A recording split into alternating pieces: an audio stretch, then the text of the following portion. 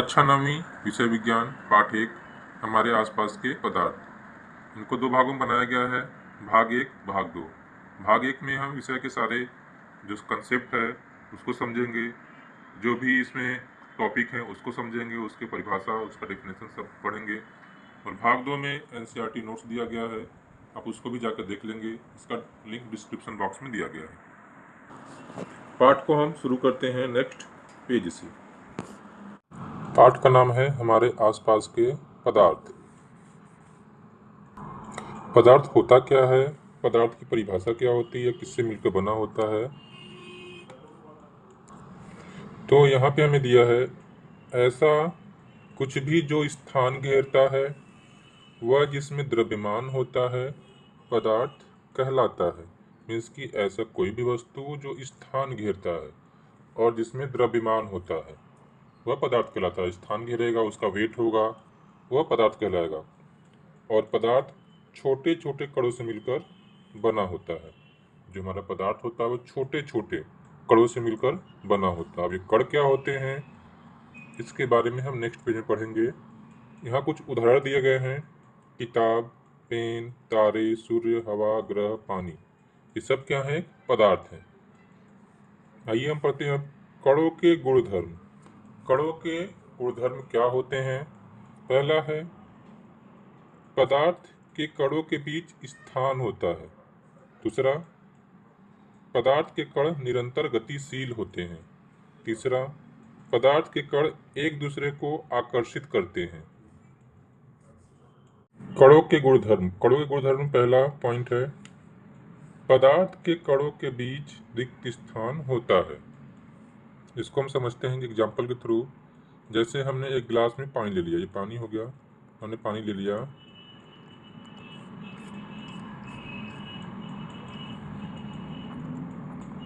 पानी ले लिया गिलास में, यहाँ तक इसको मार्क कर दिया, इस पानी को यहाँ तक मार्क कर दिया। फिर इसमें कुछ चीनी और लेमन जूस को ऐड किया। हम देखेंगे कि जब हमने चीनी को और लेमन जूस को ऐड किया है तो इस वाटर का लेवल इंक्रीज नहीं होगा। क्यों नहीं हुआ? क्योंकि कणों के बीच जो रिक्त स्थान थे उसमें वाटर और लेमन जूस फिल हो गए, उसमें वो भर गए और पानी का लेवल इंक्रीज नहीं हुआ। पानी हमारा जहाँ तक था वहीं तक है। तो इससे यह सिद्ध होता है कि कणों के बीच में रिक्त स्थान होता है। कणों के गुणधर्म में दूसरा पॉइंट है, पदार्थ के कण निरंतर गतिशील होते हैं। इसको कैसे हम जानेंगे? पदार्थ के कणों के में गतिज ऊर्जा होती है। तापमान बढ़ने पर कणों की गति और तेज होती है क्योंकि गतिज ऊर्जा अधिक हो जाती है। कणों के बीच में गतिज ऊर्जा होती है जिससे कि अगर तापमान बढ़ेगा, हीट करेंगे तो उसमें गतिज ऊर्जा तेज होने से कणों के बीच में जो गतिशील होने की अवस्था वो तेज जाती है। जैसे कि हमने ग्लास में वाटर लिया, ये पूरा वाटर इसमें है, वाटर लिया, इसमें हमने एक ड्रॉपर के हेल्प से उसमें कुछ इंक की बूंदें डालें तो देखेंगे कि पूरा ग्लास हमारा इंक से फिलअप हो जाएगा, पूरे ग्लास में इंक फैल जाएगा। तो इससे सिद्ध होता है कि पदार्थ के कण निरंतर गतिशील होते हैं। कणों के बीच में गति कैसी होती है? सबसे कम ठोस में होती है, द्रव में ठोस की अपेक्षा अधिक होती है और सबसे अधिक गैस में होती है। कणों के गुणधर्म में तीसरा पॉइंट है हमारे पास, पदार्थ के कण एक दूसरे को आकर्षित करते हैं। इसको समझते हैं। कणों के बीच आकर्षण बल होता है। उदाहरण के थ्रू समझते हैं हम। नल से पानी गिरता है, नल हम टैप चालू कर दिए, पानी गिर रहा है, तो वहाँ पर हम अपना अगर उंगली लगाएंगे या कुछ भी पेन पेंसिल कुछ भी लगाएंगे तो पानी वहाँ से तो ब्रेक होगा, बट नीचे आकर फिर वैसे ही धारा में गिरने लगेगा, वैसे ही फ्लो में गिरने लगेगा। तो जो कण होते हैं वे एक दूसरे को आकर्षित करते हैं, इसलिए फिर पानी उसी फ्लो में गिरने लगता है। तो इससे सिद्ध होता है कि कणों के बीच आकर्षण बल होता है, कण एक दूसरे को आकर्षित करते हैं। इसके कुछ गुण हैं। क्या है? यह सबसे अधिक ठोस में होता है, द्रव में मध्यम होता है और सबसे कम गैस में होता है। पदार्थ के छोटे छोटे गुणधर्म के बाद अब हम पढ़ेंगे पदार्थ की अवस्थाएं। पदार्थ की कितनी अवस्थाएं होती हैं, अब उनके बारे में हम डिटेल में पढ़ेंगे। पहला होता है पदार्थ की कुल 5 अवस्थाएं होती हैं। पहला ठोस, दूसरा द्रव, तीसरा गैस, चौथा प्लाज्मा और पांचवा बोस आइंस्टीन कंडेंसेट। ये प्लाज्मा और बोस हमारे सिलेबस में नहीं है, इसको हम अगले क्लास में पढ़ेंगे, बट ठोस द्रव गैस के बारे में हम पढ़ेंगे। इस डायग्राम के थ्रू हम समझेंगे ठोस, द्रव एंड गैस। सबसे पहले हम समझेंगे ठोस को। ठोस में जो डायग्राम दिए गए हैं ये इसके कण दिए गए हैं। ठोस के कण बिल्कुल पास पास होते हैं, तो इसके क्या क्या गुणधर्म हैं देखते हैं। ठोस का निश्चित आकार होता है, निश्चित विमाएं होती है, मीन्स की निश्चित विमाएं, जितना उसका शेप होगा उतना ही होगा, उससे बढ़ेगा नहीं वो। कठोर होता है, एकदम ठोस, एकदम हार्ड होता है। ठोस, इससे कुछ बिंदु दिए गए हैं, इसके बारे में पढ़ेंगे। ठोस का आकार निश्चित होता है, उसका आकार जितना शेप रहेगा, जितना आकार रहेगा, साइज रहेगा उतना ही रहेगा, उससे अधिक या कम नहीं होगा। निश्चित विमाएं होती हैं, इसकी विमाएं जो इसके एज होते हैं, जो किनारे होते हैं वो निश्चित होती हैं, नहीं कि एक साइड से बढ़ जाएगा, एक साइड नहीं बढ़ेगा, जैसा शेप है वैसा ही रहेगा। ठोस कठोर होते हैं, हार्ड होते हैं, इनको पीट कर हम बढ़ा नहीं सकते, ये असंपीडनीय होते हैं। असंपीडनीय मीन्स होता है कि जिसको हम दबाकर उसका साइज चेंज ना कर पाए। ठोस का हम साइज दबाकर उसका साइज पीट कर उसका साइज हम चेंज नहीं कर पाते हैं। ठोस का आयतन निश्चित होता है, इसका आयतन जितना रहेगा उतना ही रहेगा, अधिक कम नहीं होगा। उदाहरण के तौर पर लेते हैं मेज, ईंट, टेबल, कुर्सी, लोहा, पत्थर इत्यादि। बहुत सारे ऐसे एग्जाम्पल्स हैं ठोस के जिसको हम पीट कर या फिर उसका आकार या विमाएं ये सब निश्चित होती हैं, कठोर होता है। अगला पॉइंट है हमारे पास द्रव। द्रव क्या होता है? ये द्रव के एक परदीय हैं, ये ठोस की अपेक्षा थोड़ा दूर दूर है, तो इसके बारे में पढ़ते हैं। हो गया, उसको कटोरी में रखा तो कटोरी शेप का हो गया, उसको थाली में रखा तो थाली शेप का हो गया। इसकी विमाएं अनिश्चित होती हैं, इसकी विमाएं भी अनिश्चित होती हैं। इनका एक जो किनारा होता है वो घट बढ़ सकता है, जिस साइड पानी फ्लो करेगा उस साइड किनारा इसका बढ़ जाएगा। इसमें बहाव होता है, ये बह जाते हैं, इसको जैसे हम रख देंगे प्लेन सरफेस पे तो ये बह जाएंगे, वो ठोस की तरह एक जगह नहीं रहेंगे, बह जाएंगे, इधर किनारा जिधर ढार मिलेगा इसको उधर ये बह जाएंगे। ये कम संपीडनीय होते हैं, इनको हम पीट कर या दबाव डालकर इनका हम साइज चेंज कर सकते हैं। इनका आयतन निश्चित होता है। आयतन मीन्स जितना वेट है, जितना लीटर है, अगर 1 लीटर पानी है तो 1 लीटर ही पानी रहेगा, वो कम या अधिक नहीं होगा। चाहे हम उसको किसी भी बर्तन में डालें, चाहे गिलास में डालें, कटोरी में डालें, मग में डालें, बाल्टी में डालें, किसी भी कंटेनर में डालें, उसका आयतन निश्चित रहेगा। उदाहरण के तौर पर लेंगे, पानी हो गया, दूध हो गया, कोल्ड ड्रिंक हो गया, जूस हो गया, बहुत सारे ऐसे पदार्थ हैं जो द्रव में आते हैं। अगला टॉपिक है हमारा गैस।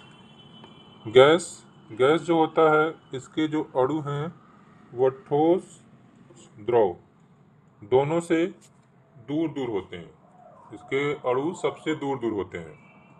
इसके कुछ पॉइंट हैं। इसका आकार निश्चित नहीं होता है, बर्तन में डालेंगे वो उस आकार के हो जाएंगे। इनकी विमाएं भी अनिश्चित होती हैं, जब आकार निश्चित नहीं होगा तो विमाएं भी निश्चित नहीं होंगी, जिस बर्तन में डालेंगे उस तरह के हो जाएंगे। इनका किनारा जिधर ढार मिलेगा, जिधर हम इसको दबाएंगे उधर चले जाएंगे।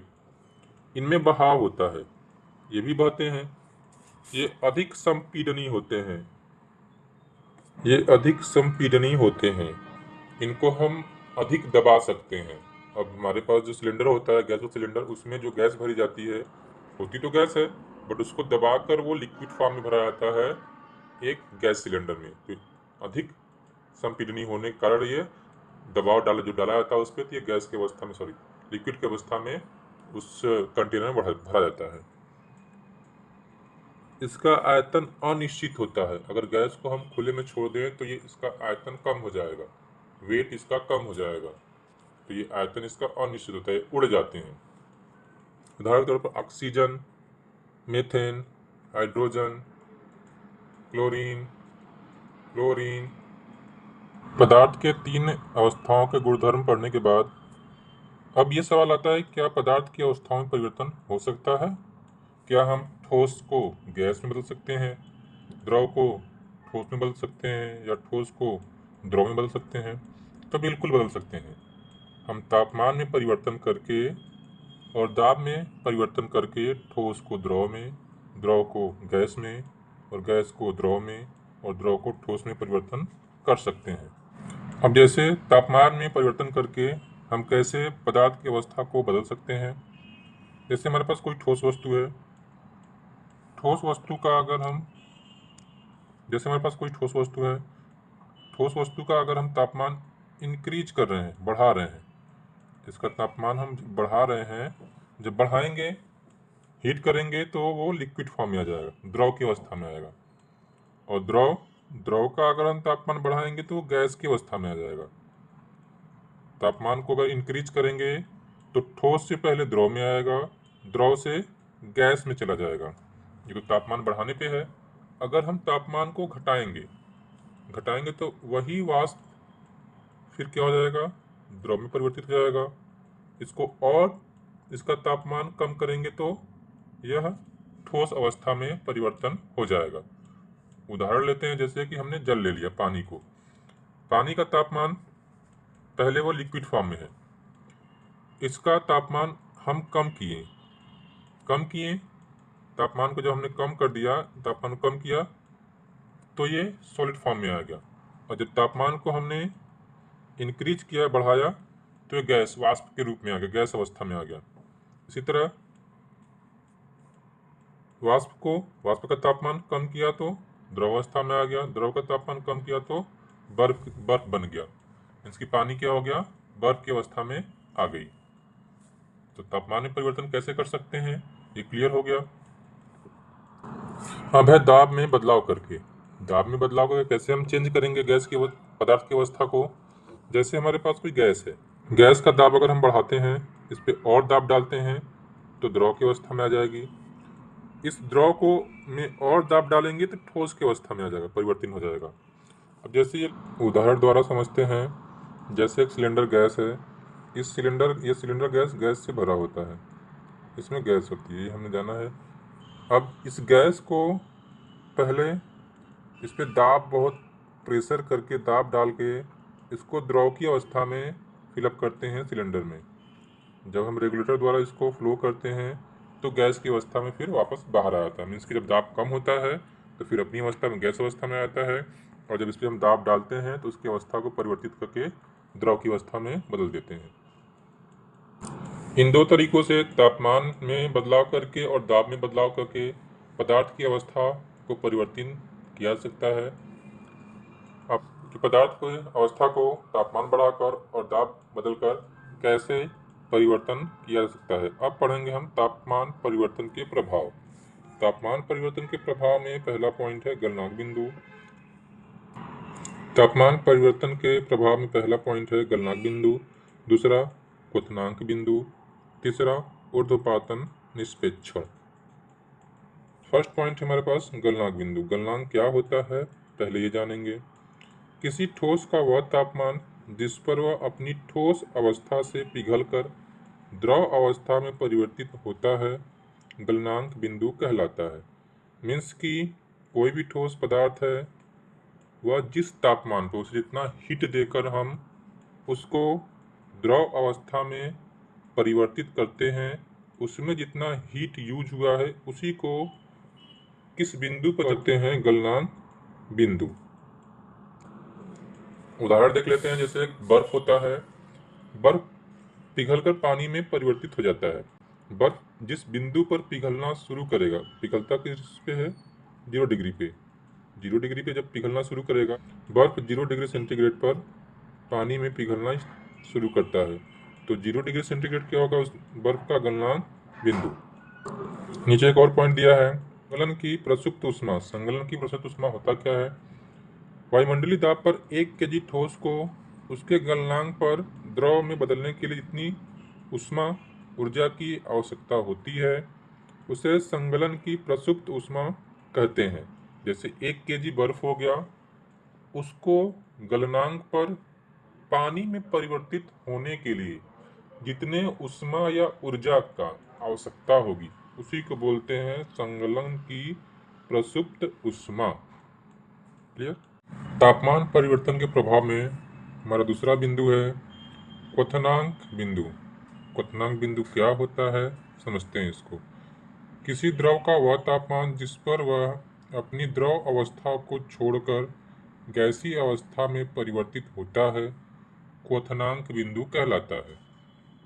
जैसे एक द्रव है, कोई भी द्रव ले लिया हमने, वह द्रव जब हम तापमान बढ़ाएंगे तो अपनी द्रव अवस्था से गैसीय अवस्था में जिस तापमान पर वह अपना अवस्था परिवर्तित करेगा वह उसका क्वथनांक बिंदु कहलाता है। जब पानी को हम गर्म करते हैं तो पानी 100 डिग्री सेंटीग्रेड पर अपनी अवस्था परिवर्तित करती है, मीन्स कि वह द्रव से गैसीय अवस्था में परिवर्तित होने लगती है। तो वह बिंदु जल का क्वथनांक बिंदु कहलाता है। समझ में आ गया होगा। अगला टॉपिक हमारे पास ऊष्मा। वायुमंडलीय दाब पर 1 केजी द्रव को उसके क्वथनांक पर गैस में बदलने के लिए जितनी ऊष्मी ऊर्जा की आवश्यकता होती है उसे वाष्पीकरण की गुप्त ऊष्मा कहते हैं। मान लिया जैसे कि 1 केजी पानी लिया हमने, उस पानी को गैस में परिवर्तित होने में कितने ऊष्मा की आवश्यकता हुई वही उस द्रव की गुप्त ऊष्मा कहलाएगी। अगला पॉइंट है तापमान परिवर्तन में प्रभाव। तापमान परिवर्तन में अगला पॉइंट है ऊर्ध्वपातन। ऊर्ध्वपातन क्या होता है इसको समझते हैं। पदार्थ द्रव अवस्था में परिवर्तित हुए बिना ठोस अवस्था से सीधे गैस में बदलने की प्रक्रिया को ऊर्ध्वपातन कहते हैं। मीन्स कि जैसे कोई पदार्थ है, द्रव अवस्था में बिना परिवर्तित हुए सीधे ठोस अवस्था से गैसीय अवस्था में परिवर्तित हो जाए तो वो क्या कहलाता है? ऊर्ध्वपातन। जैसे कपूर हम लेते हैं तो उसको जब उसका तापमान बढ़ाएंगे तो गैस सीधे ठोस गैस में परिवर्तित हो जाता है, ना कि ठोस पहले द्रव में होगा उसके बाद गैस में नहीं, सीधे कपूर जलकर गैसीय अवस्था में परिवर्तित हो जाता है, तो वो कहलाता है ऊर्ध्वपातन। इसी तरह निक्षेपण क्या होता है? निक्षेपण गैस से सीधे ठोस बनने की प्रक्रिया को निक्षेपण कहते हैं। मीन्स कि गैस ही अवस्था से सीधे वह ठोस अवस्था में परिवर्तित हो जाता है, उस प्रक्रिया को निक्षेपण कहते हैं। गैस से द्रव में न चेंज होकर गैस से सीधे ठोस में परिवर्तित हो गया तो वो कहलाता है निक्षेपण। जैसे अमोनियम क्लोराइड, कपूर, नेपथलीन की गोलियां। नेपथलीन की गोलियां जो हम कपड़ों में रखते हैं, कपड़े जब अलमारी में रखते हैं कुछ समय के लिए, काफ़ी समय के लिए जब रखते हैं तो उसमें हम नेपथलीन की गोलियों को रख देते हैं जिससे कपड़ों में महक ना आए। तो ये गोलियां ठोस होती हैं बट ये धीरे धीरे धीरे वाष्प में बदल जाती हैं, ये पिघलती नहीं है, वाष्प बदल के सीधे ख़त्म हो जाएंगी। ये सीधे ठोस से गैसीय अवस्था में परिवर्तित हो गया। इस डायग्राम के थ्रू हम और अच्छे से समझेंगे इसको। ठोस, ये ठोस है, ठोस से द्रव में बदलना, कोई भी वस्तु ठोस से द्रव में बदलेगा तो संगलन कहलाएगा, पिघलना। द्रव से वाष्प में परिवर्तित होगा तो वाष्पीकरण कहलाएगा, और गैस से जब ठोस में बदलेगा तो निक्षेपण कहलाएगा। गैसीय अवस्था से सीधे ठोस अवस्था में बदलना निक्षेपण कहलाता है।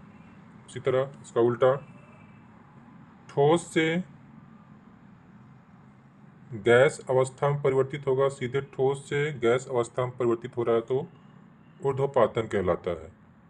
कपूर ठोस से सीधे गैसीय अवस्था में परिवर्तित हो जाता है, वो ऊर्ध्वपातन उसका होता है। गैस से द्रव में परिवर्तित होना संघनन कहलाता है।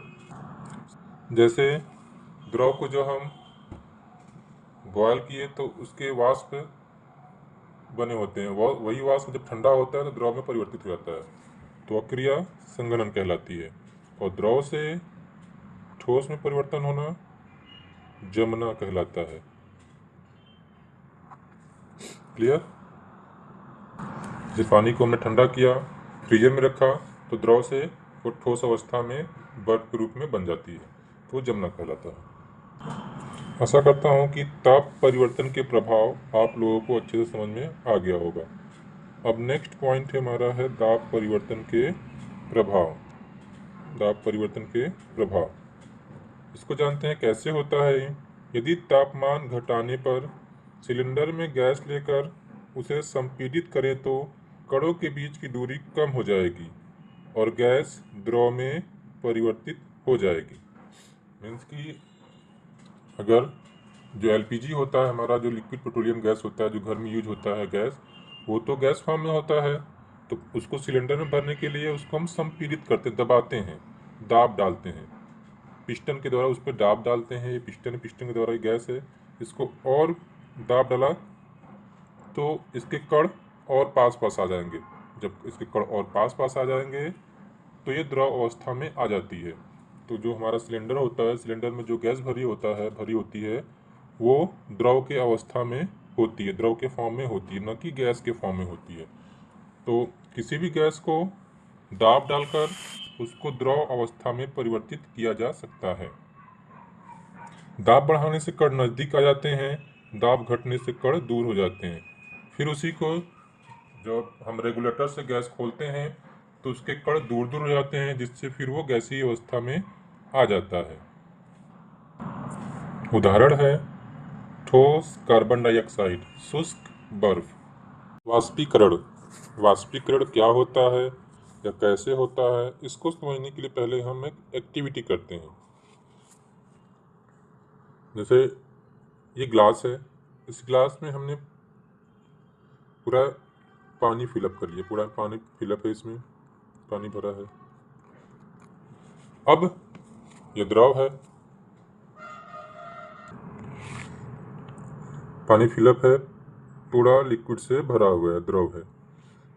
तो ये सतह पर होने वाली अभिक्रिया है। ये जो अभिक्रिया होगी सतह पर होगी, ऊपरी सरफेस पे होगा, ऊपरी सरफेस पे होगा, जिसमें द्रव पदार्थ के सतह के कण क्वथनांक के नीचे किसी भी तापमान पर वाष्प में बदलने लगते हैं। इस प्रक्रिया को वाष्पीकरण कहते हैं।